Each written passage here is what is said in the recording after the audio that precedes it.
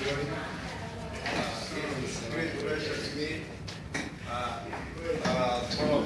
to be the last student who present the second scientific congress of Al Medina International University. So in this occasion, I would like to greet the honorable churches as well as my dear brothers and sisters who have been attending this conference. So my name is Mohamed and my research title is The Impact of Employee Training and Development on Organizational Performance, History of Tesco Company Shahada. So I will present the 5 chapters that my book consists of. The background of the history. Organization and individual will develop and progress simultaneously for their survival and attainment of mutual goals. So every modern organization has to develop the organization through human resources development. So in any industry, the success of organization depends on this human resource. So if the company wants to have an effective employee training in order to stay financially solvent and competitive, it must develop the desired of knowledge, skills, and abilities of each employee by providing training to perform well on the job. Employee training is the important subsystem of human resource. Management training is the act of increasing the knowledge, skills, and ability of employee to do a particular job. The second slide, problem statement. Problem statement, we find out why I do this research because training programs are often disorganized, misdirected, and inadequately evaluated. And this problem is directly influencing the organizational performance.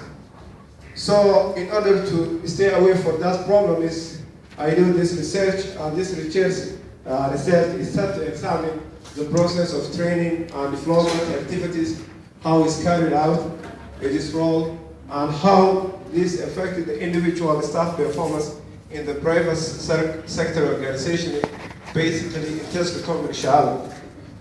The aim of this investigate is how training increases the employee performance.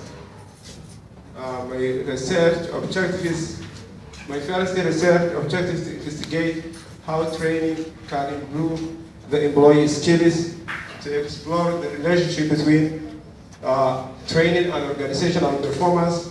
The last research objective to investigate how effective employee training and development is for Tesco Company Shahada. And this we will see in my hypothesis whether they will be active or positively influencing to each other or not. Research question is how training improves employee skills, what's the relationship between employee training and organizational performance, how effective the employee training and development is for Tesco Company Shahada. Significance of the study despite the impact of employee training and development on organizational performance has been documented and is widely researched in various organizations, but in my research it is expected that the study will inform the management of Tesco Company and other organizations who want to increase product and service that there is a need to have a well-trained and motivated employee. It is also helped to develop and maintain the quality of work job, which will provide an opportunity for employee job satisfaction and self-actualization. Literature review. This chapter we will discuss the overview of training and development, and also it deeply emphasizes in my 3 objectives, compared with the previous researches that other authors has been done. So training and development has a significant plays a significant role in the efficiency and effectiveness of organization as well as the experience of employee in the work. So my first research objective was to investigate how training increases the skills of employee. So according to Kamran Ahmed who published for his paper October 2012. He said, training generates benefits for the employee as well as for the organization by positively influencing employee performance through the development of employee knowledge, skills, abilities. So we can find out here that they have a positively influencing for that. The second objective was to find out the relationship between employee training and organizational performance.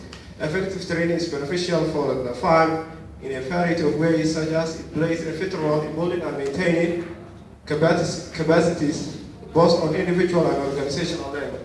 And the last objective, according to Dr. Rami David, July 2013, concluded that training is a factor that enhances the employee commitment and maximizes employee potential. So this is methodology, chapter 3. This chapter it's important to determine for validity and reliability of data by discussing conceptual framework, sampling, evaluation, and data collection. So in my conceptual framework, I said in my framework we're using IV and DV and elements. So the elements, knowledge, skills, and number of training. So if we want to have an employee who has a knowledge, skills, a number of times training, we need to get trained and development which positively directs organizational performance. So the sample I use is 10 and the evaluation I distribute my questionnaire to the employee of Tesco company in Sharjah, section 13, by choosing only 10 respondents. Sampling technique I used was confidency sampling. And that collection procedure, I distributed 10 questionnaires by giving orientation before fill up or answering the questions, then collected all of them successfully. Findings, this is the chapter 4, and we want to find out my findings. So 30 sets of questionnaires have been distributed to the employee of Tesco company in Sharjah, and successfully I collected. So the 14 people were made, which are 64.7%, and female 16, they are 53.3%. Training per month they made 2 persons, while the maximum number they do training more than three times, which is 13 persons and 43.3. So in my objective is I want to test with 2 variables which are training and development. So the questions I prepared in my research objectives, they are here. So most of them, 85%, they are say above 85% agree, while less than 20% disagree. So it is directly positive. So come out to the conclusion and recommendation. This research has examined the impact of employee training on organizational performance in Tesco company Sharjah. The variables are employee training and employee development. The findings are descriptive analysis we're using. The limitation is I use only 2 variables, limit time, and also I distributed my questionnaire in the employee of Tesco company, especially for human resource and finance department. In my recommendation, I recommended also to test the future researchers to test the other existing factors such as motivation, capacity, environment, and experience. So thank you very much for your cooperation.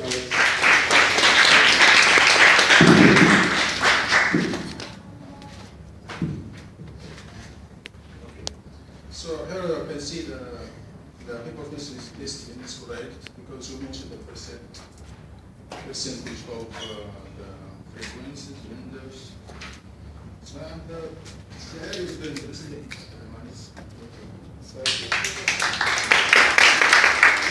Okay. You have done a good research, The topic is interesting.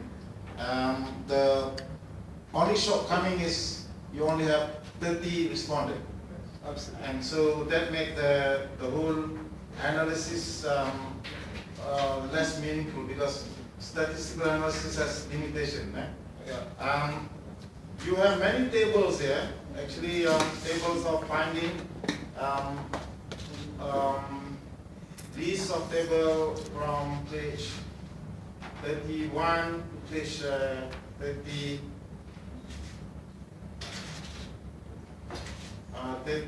37, over 20 tables. These are basically finding, but in certain universities this will not be acceptable because you are just copying direct from the SPSS output. You need to reformat that. Take away the valid percent, just use the frequency and percentage, and you can combine some of the table. And you have not done any further analysis than descriptive statistic, which is also another problem. But overall, it is a good research. Well, thank you very much. It's good research. Prof said. Also, I couldn't find the question in the back. Okay. Okay. There is a relation between the research question and objective. Yeah. Okay. Yeah, just say. I made the question. The question is for the objective. Okay. Thank you. Good.